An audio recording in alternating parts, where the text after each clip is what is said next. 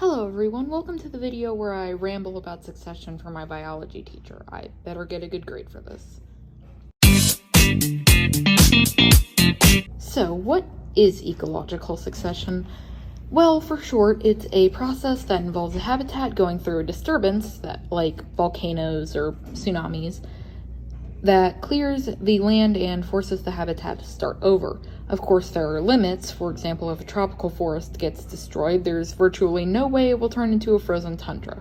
Succession is broken down into two parts, primary and secondary.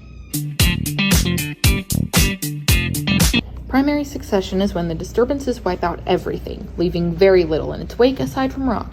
Over time, a new species will move in, most likely lichen, and it's pronounced lichen, not lichen, and kick off the succession process. But how did the lichen get here in the first place? Well, there are a few different ways. Wind could sweep lichen seeds into the rock, but the more likely option, and of course this depends on the habitat, a deer could wander through, leave behind waste that most likely contains lichen seeds, and leave. In this instance, the lichen would be a pioneer species, but we will get to that later. Secondary succession is similar to primary, but with one main change. The disturbance leaves behind soil and nutrients, so the succession process could work out a little better. Earlier, I mentioned pioneer species, and I want to explain what those are. I want to, not because it's a part of my grade, I swear.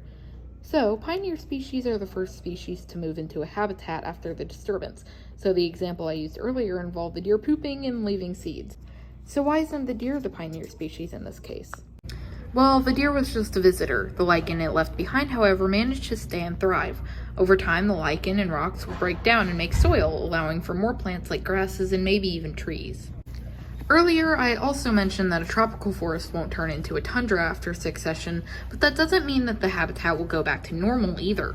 While we can make an educated guess on what will happen, we can't be entirely sure. For example, say a disaster causes succession to begin again, the ecosystem gets grasses and even starts sprouting a few trees, but then a herd of buffalo comes through.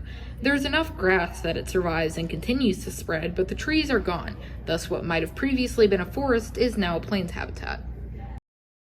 So that marks the end of my succession project. I hope that this suffices and maybe I won't get a horrible biology grade. Bye!